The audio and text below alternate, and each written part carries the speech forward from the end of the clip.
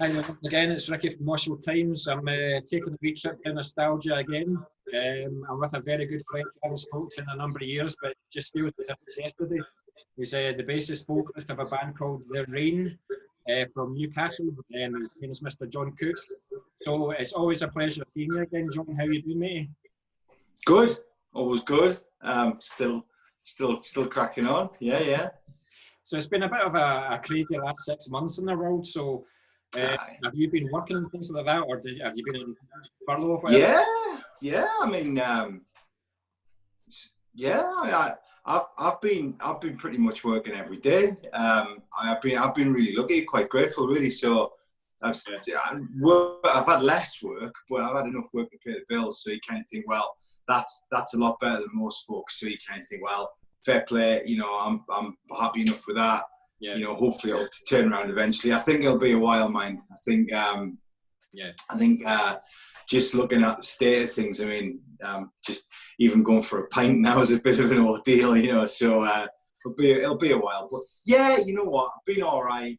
We've been fine. Family's been fine. So I'm pretty grateful, to be honest, mate. You know, it's fine.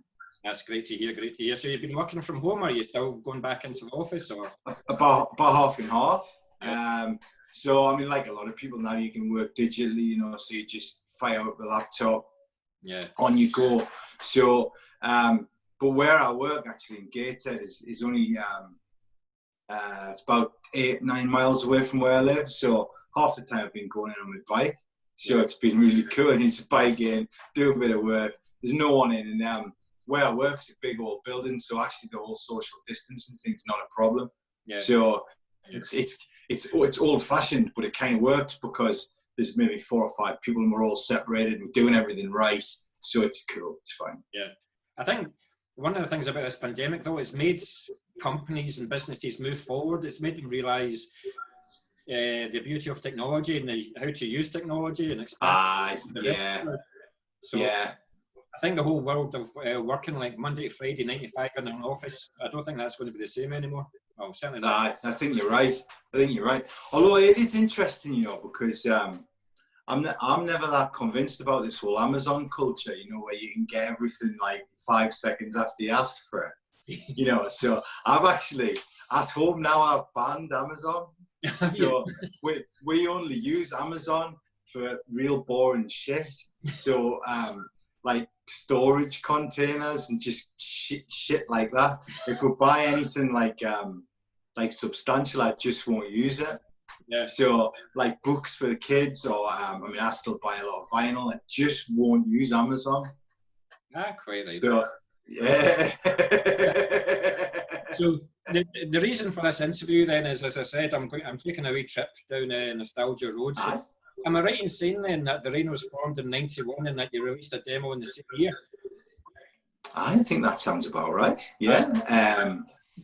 I mean, it had a sort of strange beginning because Mick and I were in a previous band, which was a bit more sort of like traditional metal, bit doom, more melodic doom sort of stuff. And I think we used to listen to loads of that really, or Mick in particular used to listen to loads of that really riffy thrash. So stuff like Exodus and Annihilator and stuff like that. And I think with the best of respect to the guys who were in the band at the time, they weren't necessarily keyed up for it. So I think we just thought, well, actually that band is great fun, great mates, we're not going anywhere. But we fancied a crack at the music. You know, we're young, you know, you're like 19, you think it's dead easy. So we're like, right, fuck it, let's just do it then. So off we went. And the first demo that we did was actually recorded in Mick's college. So he was doing like a music course.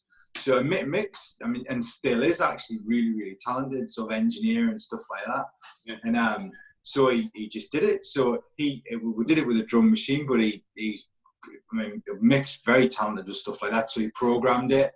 I did bass vocals, he did the guitar. We had another fella who was playing guitar, was very, very good. And it just sort of came out. But it was really weird because we'd never done any gigs. We'd never really tested it. So we just thought, let's just do it.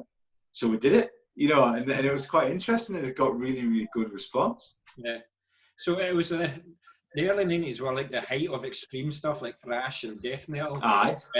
So with you and Mick having history together with Vox Populi, the band that you were in, was it easy to get other members of the band at that time?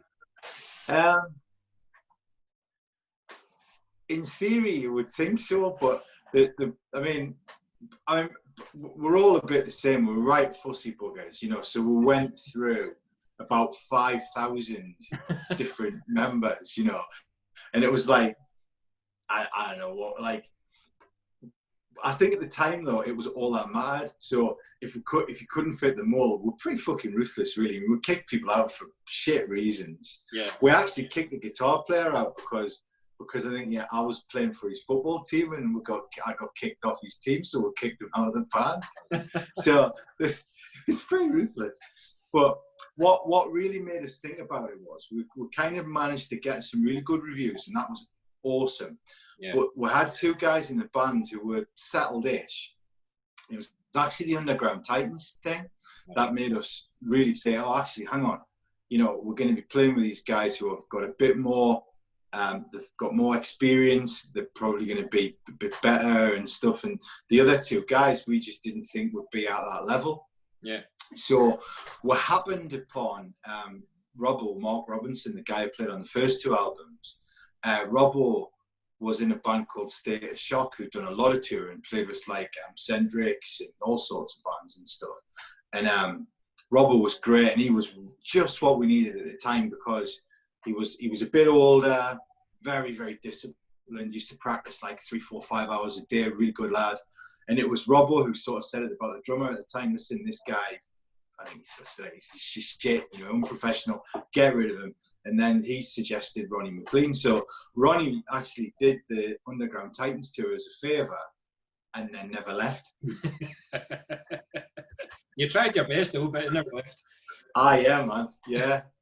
But just going back to the demo, like I always remember getting the demo, Act of Penance, and it was the opening segment of Prokofiev. And then It was, but that open section of Prokofiev, I was like, oh yeah. yeah, man. Yeah, I mean that's a real Mick thing, you know. Mick was really into all that stuff at the time. It's cool. I was totally into it, but and I think everyone at the time had an intro tape, didn't they? It was like the thing, you know, like all extreme bands that have an orchestra and all this shit. So we were just like, oh yeah, fine, yeah, let's do that. So, but yeah. But yeah, I mean, it was quite good. I think Mick likes a lot of the drama stuff, like the quite dramatic movies. Yeah. So following on from that, then, so how often were you able to meet, and whereabouts did you record? Where did you practice? So we did that Dependence. Then we did Mixed College. The one after it, we did in a studio in Newcastle. But when we got to that stage, like we were full on serious. You know, we used to rehearse. At least twice a week, like no bullshit, you know, it was get in, get the work done. We would rehearse the music with no vocals so that we would get all the music all tight, and then with vocals, and then all together. It was very sort of professional. And then, you know, any sort of fun stuff was outside of that context. So kind of regularly we'd all meet, have a beer on a Friday night and sort out what we need to sort out. But rehearsal was rehearsal, man. And like, it's not uncommon for us in the old days to rehearse 4 times a week if we had something on. Yeah. Sorry, I'm going to go back to that Dependence demo again. One thing that the Raiden didn't do was short songs. Yeah. So was there a reason for having like 7, 8, 9 minute songs? Oh, do you know what, Ricky? No, honestly, no. I think Mick wrote the rump of the songs on the first demo, if not all of them, actually. I think, yeah.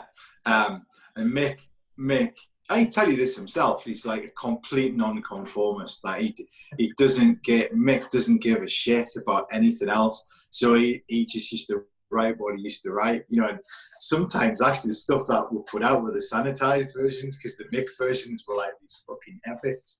But such good fun. But yeah, I mean, it was not intentional. It's just kind of the way it came out.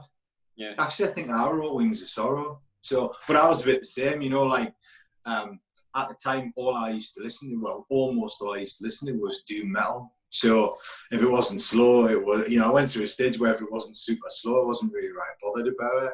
I was about to mention Cathedral, but but yeah. So how did it feel like getting the demo out there and receive the reviews that it got, and then from people all over the place wanting to buy it? How did that feel for you? It's like unbelievable, really. You know what I mean? Yeah, it was sort of like kind of unexpected. So I mean, my background for quite a while before that was I was heavily into tape trading. You know, so I'd be sort of, you know, I used to swap mostly Doom stuff like Trouble, Candlemass, and all that stuff. So I'd be swapping tapes, trading tapes. So I was the guy who was, you know, looking at the classifieds in Metal Forces every month, looking to see what I could buy and stuff. So I was thinking, and for a while I couldn't believe it was us, you know, and it was really strange because I mean in those days you used to get checks. So every day you get a load of fucking checks for like £2.50 or whatever, you know. So it was just great. And the bounce. This is absolutely bizarre. And funnily enough, about 5 years ago, I was in the Lake District, and I bumped into our old postman, and he's like, "Oh, aren't you that bloke who I used to deliver all those letters to, Rain or something?" I'm like, "Oh, aye, that's me. You know, I'm surprised you recognise me, but aye, yeah, that's me." I bet he hated you for all the parcels that you had to do. Yeah, I think you probably did. You probably did. Do you remember, like, how far people were wanting? Like, were there any fans from Eastern Europe or anything like that? Yeah. I mean, I think on the demo side, most of it was probably European. Yeah. So a lot of English stuff. But you know, a bit further afield. But of course, in those days, if you wanted a review, you'd have to send your tapes. So sending them wherever was a bit, you know, was quite expensive. You know, so a lot of British stuff, a fair bit of European stuff though. Yeah, I was speaking to Simon of In Extremis the other night there, and he was saying about, well, maybe I have to explain to the younger crowd what tape trading is. Oh yeah, man. Yeah. It was like you would have to send a £1 note or a blank tape, and you'll get a copy of the demo and that kind of. Those were absolutely brilliant. I mean, it was just great to be involved with it, you know, because for a bit before that, you know, I was kind of like massively into sort of bands like Hellbastard and stuff like that. So, and they came from that, more punk, but you know, but it's same kind of principles. So I just thought it was great. Yeah. So when it came to the songs then, with you being the bassist vocalist, did you do most of the lyrics for the songs? In the early days, so on the demos, first demo was all me. I think probably on the second demo was probably roughly 50-50 me and McLean. So Ronnie's got a good eye for a song. He likes his lyrics. There's Ronnie, you know. So he used to come up with some great, and we kind of quite aligned. So we sort of come from very different kind of backgrounds in terms of what music we like. But he could write. He still can write really good lyrics. Yeah. So what would you say the point of The Rain was? What were the lyrical themes about, especially the ones that you wrote, say, for example? Mine were all a bit abstract. You know, when I was younger, it was, well, truth be told, it was just copied off. But, you know, Trouble, Candlemass, you know, well, I mean, Trouble, that religious thing, but like that kind of doom and gloom and all life is lost stuff, you know, it was like, I kind of, it wasn't really that deep, you know, not really, you know. So, I mean, there was some when we were younger, there was some I'm angry at the world stuff. So things like Wings of Sorrow were all about, you know, this kind of like fix it bastards type vibe, you know, very young, very naive. So there's a bit of that. So but Ronnie's always been a bit more abstract and stuff. You know, he's really into stuff like The Doors and things like that. So he's kind of coming at it from a different perspective. Yeah. Thanks for that, John. So you then released your second and final demo, This Silent Nation, in 1992. So did you do anything different from the previous demo? This one, had you matured as musicians, or did it was played almost entirely live. So we used to rehearse all the time. you know, full on, you know, for it was 4-track demo, and we'd go in at least twice a week and play those bloody 4 songs about 1 million times. But that's what we wanted. We wanted it to be good. We wanted it to be tight, and it's recorded on a low budget because it's a demo from a local band. But in some respects, that's one of my favourite recordings that we ever did. Yeah. Because it's far from perfect, and actually the vocals sound too much like that guy from Believer, and I didn't do that on purpose. But it's got this real vibe about it, which is just some blokes playing music, and you can like it or not like it, but it's really cool. And actually, I think when we recorded the first album, the songs that were re-recorded on a better budget aren't as strong as they are on the demo, because they don't have the same vibe. Yeah, yeah. It's moving on to the first album. With your 2 demos then, with the touring that you did, it led you to being signed up by Moshville Records. So Aye. How did it feel for the band to be signed to an actual record label? Oh, it was great. I mean, do you know, it's interesting, Ricky, because if I had my time again, I don't know what my approach to record companies and stuff would be, you know, but I mean, at the time, it was just the pinnacle, wasn't it? You know, you look at the early 90s, and if you wanted to do anything, you had to have a CD in the shops, and that seemed like your gateway to going on the road. And I think, to be honest, it was at the time, you know what I mean? Yeah. If we'd rang up some German promoter and said, oh, can we come and do a show? They'd just be like, well, actually, no, fuck off kind of thing. So having it out was great. I mean, I think because we were young and naive at the time, again, you know, super naive, we just sort of expected the record company to just sort everything out, you know, and we're quite like that. Yeah. I take it when Mr. Liam just got in touch and you just got that contract in front of you, you just went, we're going to... yeah. I mean, the guy who pushed to sign us, a Dutch guy, and he was a really good guy, actually. He fought really hard to get us signed. And at the time, Moshville were really pushing this like power metal band, this American power metal band called Wicked Mariah, and they were on tour like Metal Church and stuff. They were shit, but they spent a lot of time on them. So, but this guy really pushed for us. He was always really grateful. I'm still kind of friends with him, you know, on Facebook and stuff like that. So, yeah, it was great. It was great. So it must have been a proud moment then to actually get your physical CDs and your name and your book. It was great. All over. Aye. The only wee problem that we had, which was a bit of a tinker at the time, was Moshville got bought by a company that owns a shed load of live radio recordings in the States called King Biscuit. You can see you get bootlegs and stuff of like Judas Priest and the kind of like older bands. And there was a rain in the States at the time, so they made us take the off. You're always the rain in my eyes. Always, yeah. And it was like, I think if it was now, you know, I mean, I'm 48 now for a start. So if it was now, I think I'd be like, well, no, fuck off, you know, let's have a fight, you know. But at the time, you're like, oh, hang on, this American person says if we don't take the off, we can't put the album out, you know. So it was, but I've got somewhere at home, I've got a test pressing of the first album with the rain on it. So, because the European guys had sort of pressed up a few for reviews and stuff. So, I've still got that. But, I mean, it wasn't our doing. You know, we liked it the way it was. Yeah. But that was a bit of a bummer. Anyway, aye. Thanks, John. Yeah. You went on to record a further 2 albums then in your career, with the third and last released by Bleeding Heart Records. Yeah. Had the lyrical themes changed from your first demo to this third album, and who wrote the lyrics?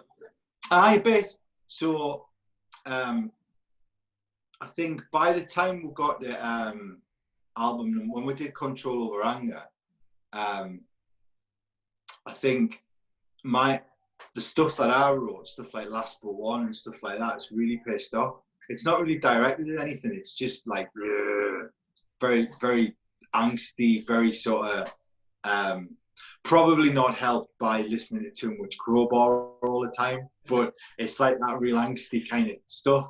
But if you I was actually wondering if it was the third album and the final album, was it kind of how you were feeling with the band and how things were? It was definitely I don't know about unraveling, but it wasn't the same as it was. I mean, when, you know, we had the same 4 people from 1990 to 1996. So we had me, Mick, Ronnie and Robbo. And for a long time, we were like the 4 Musketeers. Yeah. You know, the only thing in life that mattered was the band. Everything else was, you know, secondary by a mile. And it did change the dynamic. Although, to be fair, the guy that came in on Control Over Anger, Andy Metcalf, he's a good lad and he's a fucking good player as well. But he it was just never quite fit the same way. And I think Andy gets excluded a lot. And it's not intentional. I think it's just because me, Mick and Ronnie are still really good mates. Yeah. It was a really weird time. But it definitely wasn't the same. Yeah, I think things were changed. Some music was changing, definitely. And we were different, you know, like I was, you know, kind of wrestling with the same priorities that everyone gets when they're a bit older, you know, flat, mortgage, stuff. And I didn't know how to join it all up. So I definitely didn't. I thought I performed all right on the album, but it wasn't the same level of intensity, you know, because it just wasn't. Yeah. And I think I was probably the first one to not perform to the same level, in all fairness. But after that, I think maybe Ronnie and Mick also kind of lost a bit of sort of, as they weren't quite as determined as they were. Yeah. But it happens, you know. I think if we were going to go on, we'd have had to have a complete rethink. Yeah. But the problem with that is that I think, certainly me, like I say, I wasn't really pulling as much weight as I did do. I mean, in the old days, I used to go to work for the minimum amount of time and live the band, you know, answering mail and doing stuff, writing songs, ringing gigs, you know, and that kind of fell off, and it had an impact on the other lads, I think. And we did some stuff. We did really try. I mean, we had a different vocalist for a while. Yeah. We did 2 shows. One show in Austria and one show in Italy with another singer, and he was good, but it was just the vibe wasn't quite the same anymore. Yeah, that's brilliant. Thanks very much for that, John. So how were the songs constructed with the Rain? Were they the main songwriters in the band, or was the Rain a band for everybody? Probably, I would say probably maybe 60% planned and 40% jammed. So the simpler stuff on Exoclose and Control Over Anger, it was jammed out stuff. Mixed stuff, things like I Think Therefore I Am is completely planned. It's got to be, you know, it's got to be that way because the riffs are all complicated and stuff. So and Mick would take away, drive that and stuff, but some songs you just jam them out. Aye. The last song on Control Over Anger, The Reason for Everything, that mellow thing, we just played that live when we recorded it. It's completely live. Yeah. No overdubs, no takes. And so it was kind of a bit of a mix. Yeah. So with the 4 of you, like being into, you were saying like the majority of the time it was the same lineup. So when you came to the studio, then was there sometimes a lot of negotiating because you all had different influences, or was there any altercations or anything like that, or was it? Yeah, definitely. I mean, I think the classic one was when we did Exit Close, because Robbo was in favour of a lot of control. Whereas I think perhaps Ronnie would just wanted to let it go, you know, crazy mad. And I think the one thing that actually, that's probably the biggest regret of the whole band, is that the way that we recorded Exit Close, if we'd gone in and banged it out, if we'd been really brave and said, right, we're just going to play this thing till we get it right, it would have been great. I've got that Exit Close did really well on college radio in the States.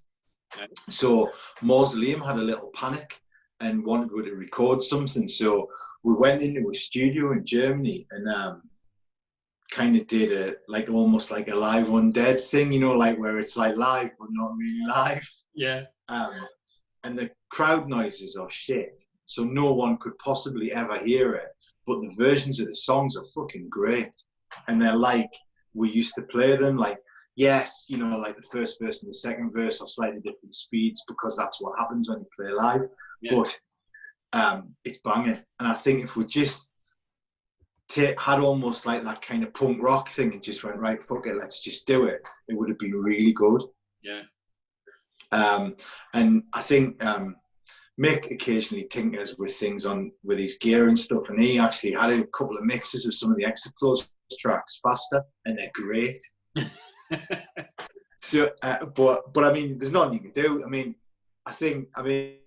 it's not a criticism of Paul Johnson, who was great, but that's also what he does. It's like that mid-90s Paul Johnson thing. There's a lot of very controlled death metal type stuff. You know, like, well, I don't pick on any names, but he did a lot. I mean, he did Cathedral as well, which is completely different, but he did a lot of like that controlled stuff. And I think we tried to put kind of Rain thing into that. Yeah. And I think, but we were quite headstrong as well, you know, like if someone had said, oh, why don't you do that? We'd have all kind of gone into a little humph and said, no, off, you know, we're not doing that. But I think if we'd had someone wise who'd maybe seen the band a couple of times, yeah, probably they would say, no, you want to do that, do that. Don't worry about, you know, it's got a couple of mistakes or it's got a couple of things, do that. Yeah. And I think it would have, we never ever played music to be popular, but it would have been more successful. Mm-hmm. If only you could turn back time, eh? Oh yeah, man. Yeah, I mean, that's the thing. I mean, you know what? I love all of it, and I still do. You know, it's kind of, you know, just thinking honestly about what might be different. I mean, because when you listen to Control Over Anger, that is played like that. But I think we just lost a little bit of that Four Musketeer spirit. It does, you know what I mean? So it doesn't just quite have there's some songs on Control Over Anger that are great. Yeah. Sure. So influences from the first demo then to the last recording had obviously changed. So do you think that this may have brought forward the demise of the Rain as people were moving on to other forms of music? Do you know, it's funny, isn't it? It's a funny, because forever, I think I pretty much principally listen to the same sort of music. So I did then and I do now, which is probably in the main either doom and gloom still now, you know. So Crowboss, Inviters, Cathedral, Candlemas, chuck in a bit of like Celtic Frost, which isn't that far away. Yeah. And then the other side, which is like the real kind of traditional stuff, like Judas Priest, Black Sabbath, stuff like that. With a bit of, I personally like really extreme stuff, like kind of a bit of grindcore and stuff like that. The other lads don't, but I do. And for a while, I think we were kind of quite tuning into like the sort of Dream Theater type stuff, but that kind of diminished as we went on. Yeah. I think I started listening to a lot of Dream Theater when we were touring a lot, because if you're playing on a bill with 5 death metal bands, you kind of need something else in the daytime, you know, to like not listen to death metal all day. So yeah. But mine were principally the same, and I think one of the criticisms that we used to get, particularly prevalent in the US, which I'm not really sure why, was like, I read a few things where, and actually I think there's some of them still live on the internet now, where people say, no, that's a load of shit, it's like a Machine Head rip-off. And I was thinking, well, hang on a minute. Well, I mean, there's nothing you can say because people are entitled to their own opinion. Of course they are, but where they say, well, a little bit younger than Machine Head, and, you know, if anything, all those influences come from like that riffy thrash, like Exodus or Annihilator. So if some things sound a bit like Machine Head, it's absolutely not intentional. Yeah. You know, I'm sure it was Machine Head copying you guys. Yeah, that's right. I should have rang Flynn up and told him I'd kick his fucking head in. So when you're at this point with control over anger, like were you getting tired yourself? Did you think that the rain had reached the furthest it could go? Do you know? I think the thing that was definitely different was in with the first two albums, I would give a tape or something to anybody who would listen. Anybody, you know, tapes and flyers. And Bleeding Hearts, they wanted to do it a bit differently. And you know, the two guys that were in Bleeding Hearts was like one of the guys from Venom and their manager. So you kind of like listening and thinking, all right, okay, right, we'll do that. And they didn't really do their bit, but we didn't really do, or really actually mostly me, to be fair, didn't do the things that they signed us because of what we'd done. You know, like, so when you had this idea of creating your own vibe, like we didn't do it as much. I think like the gigs on the tour and that was still really, really good. And some of the gigs that we did from that album were the best gigs that we've done. But we mostly me really, because I was kind of the principal person who used to do that, so mostly me didn't perform as well. But I think the vibe was kind of dropping off, and also, you know, I mean, interest in metal generally was a lot lower, man. You know, like, I mean, I remember we did a show in Annaberg in 1996 or 7 and Morbid Angel were playing in the next town. And, you know, I think they only sold about 80 tickets. And you think, whoa. You know, so metal generally, I think, was on a bit of a... So you had your mega bands like Pantera and stuff, and they were just the most popular things on earth. But metal was in a bit of doldrums. Yeah, yeah. So did you sell more tickets than Morbid Angel that night then? No. But we had a local support band who was really popular, and it wasn't that far off. So, you know, it just sort of shows you, you know. But I mean, I remember seeing Napalm Death in Newcastle, and there weren't that many people there. You know, just interest in that sort of music, it sort of really dropped off. Yeah, yeah. Thanks very much for that, John. So you were the bassist vocalist for the band then. Aye.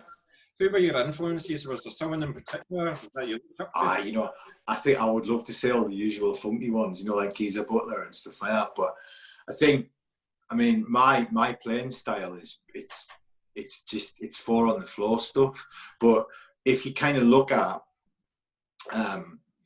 you know, Ronnie's massively dexterous drummer. You know, he doesn't necessarily come from an extreme music background, so he kind of brings a lot of stuff.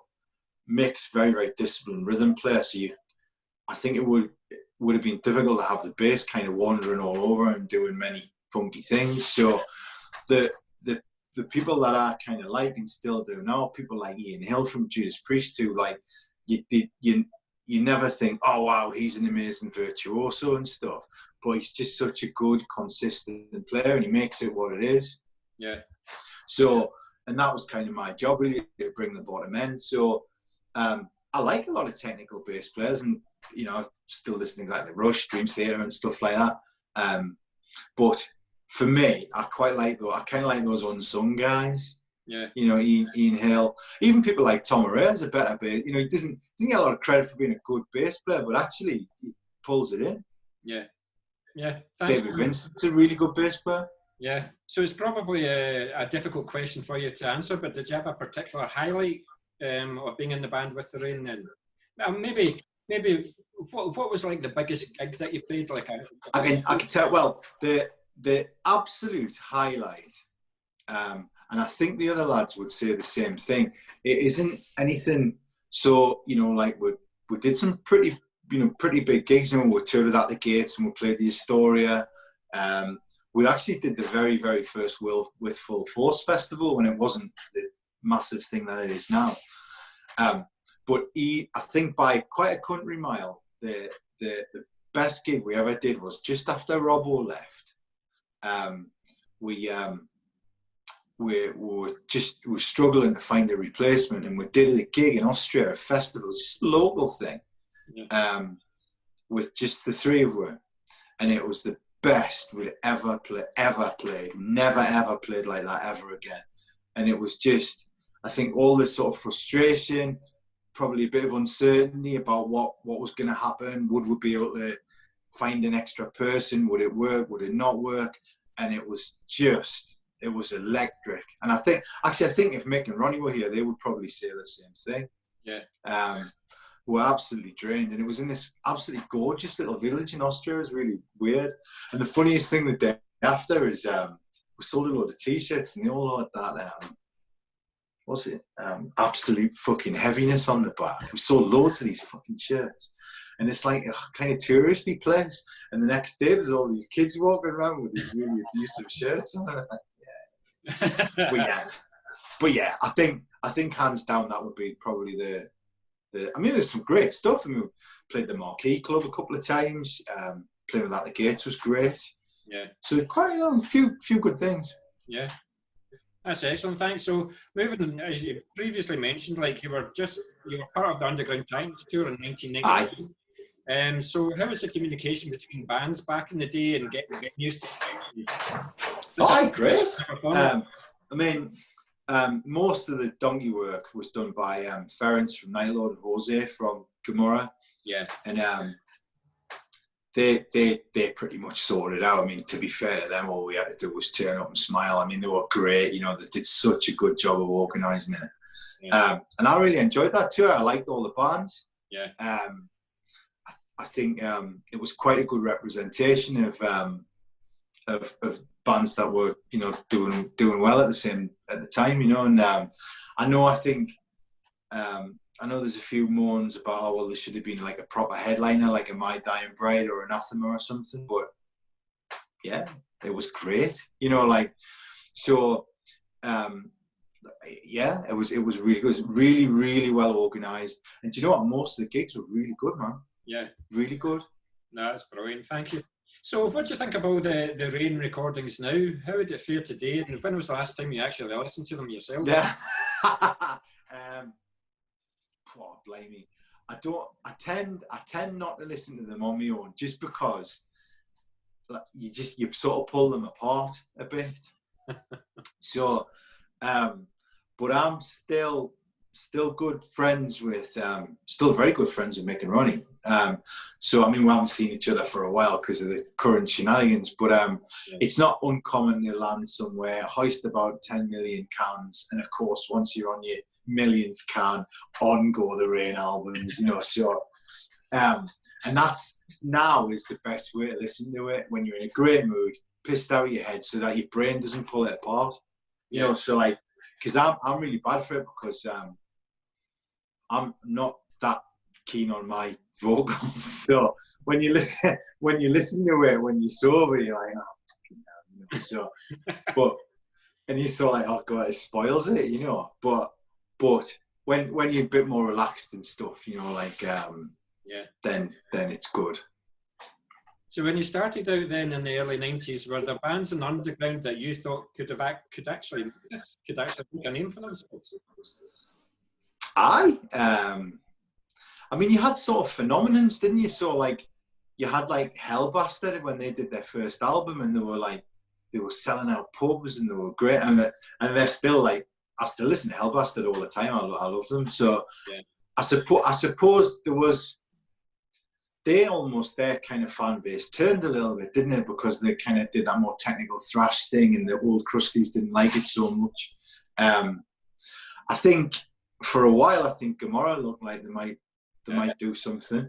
And you know, you've got to hand it to Jose. Like he's a driven guy. You know, he's a good lad. So they did. Well, I liked, although it probably out of all the bands, it's something I would listen to the least at the time. But Decomposed on their day were vicious. You know, and I've seen them a couple of times when you thought, fucking hell, like, you know, they could really do something. And I'm not surprised about it. I think someone re-released one of their EPs and stuff, and I'm not surprised, because they were they were really, really good. And I think there's actually talking about underground times, I think Incarcerated were hugely underrated. They were wicked. Yeah. I think one of the problems not problems, but what maybe worked against them, they were like an even more progressive version of Anathema, so it was probably a bit more difficult for people to latch onto it, but I watched them a few times and they were wicked, man. Really, really good. Yeah. So I really like them. Trying to think of it. It was quite funny. Simon and I were talking about them the other night.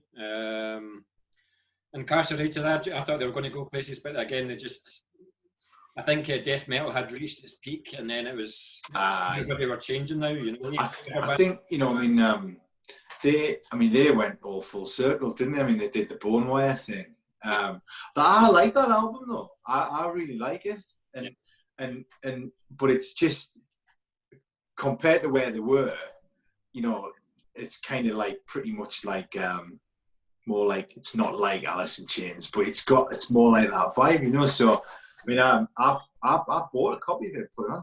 I can't believe this.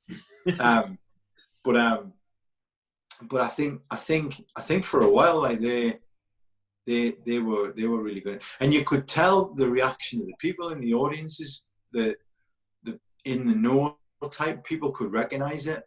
Yeah. I mean, I think the problem for a lot of us as well is kind of. I'm actually these days quite a big black metal fan. I listen to quite a bit of it, but it didn't wipe out bands. Yeah. Like it sort of wiped out that mid-level. And I think probably we didn't. We were kind of a bit unfortunate in that as well, but we weren't the only ones. I think if you were at a certain level of popularity, like say someone like Anathema or something, you were kind of okay, but underneath it created a few challenges. I mean, I had conversations with people that said, "Oh well, I think you're all right, but you're not black metal, so I'm not interested." And you're like, "Oh, okay, right, fine." So, I think, because for me, whinging, the classic black metal bands I totally get. So, like someone like Emperor, or just unbelievable musicians, Mayhem. It's like it's like a vibe. You can love it or you can hate it, but it's got a vibe and it's really good. But that kind of sort of almost like third generation black metal bands was shite. Like a lot of them were shit, really. And you just, we played with so many of them in Europe, and you're like, oh fucking hell. So that sort of, I think that didn't help. That didn't help metal, because it just sort of wiped it out a bit. Yeah. Thanks. Although I'm a big fan. Yeah, I quite like a lot of it. Good man. So do I. I've only got a couple of questions left for you then. So where's the rest of the rain now then? So do you say that you've been keeping in touch?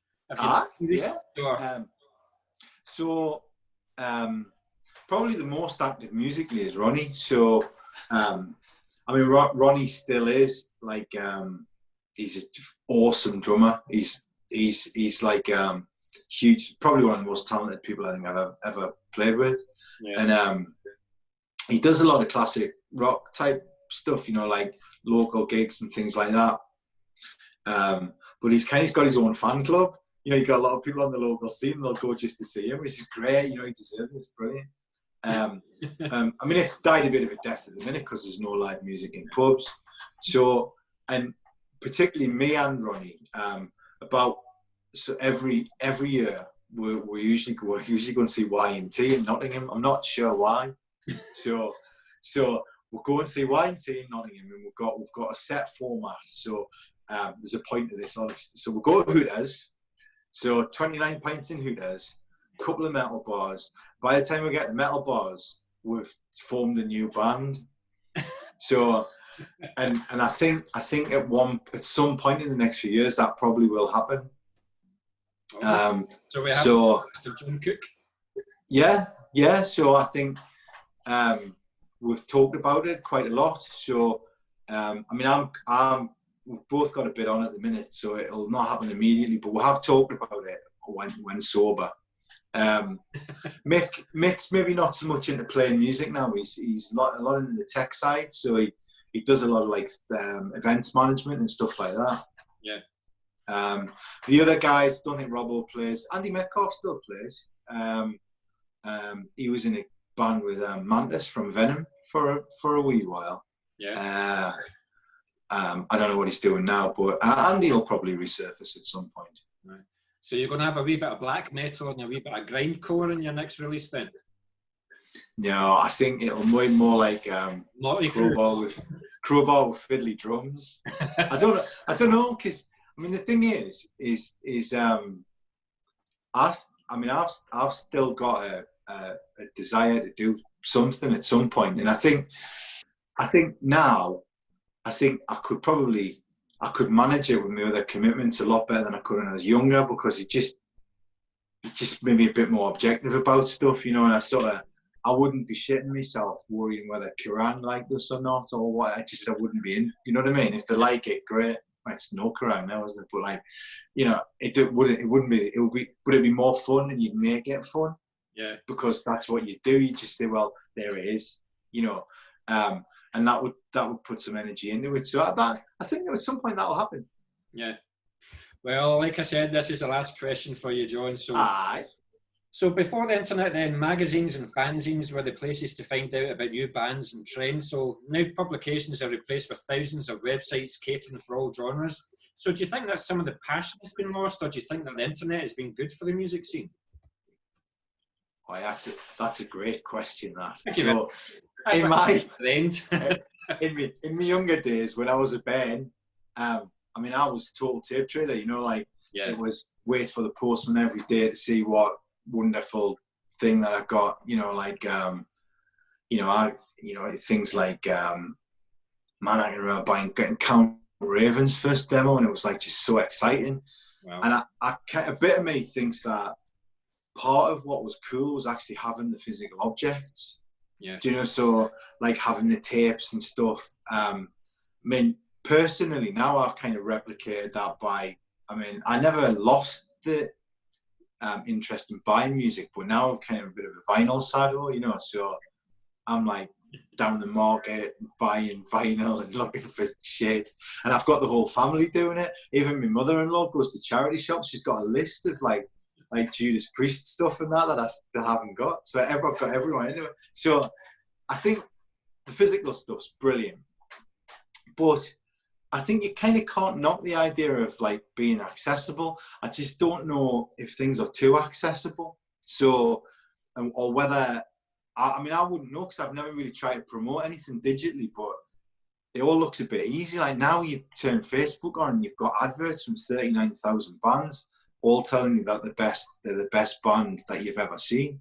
Yeah. You know, whereas in the old days, you know, you get a note from someone saying, hi, whoever, and have a listen to this, and it was good, man.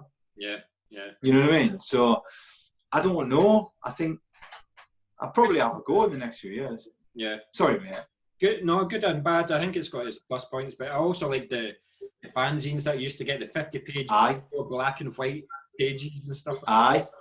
Well, you know, I'm a metal guy, so my experience not that wide.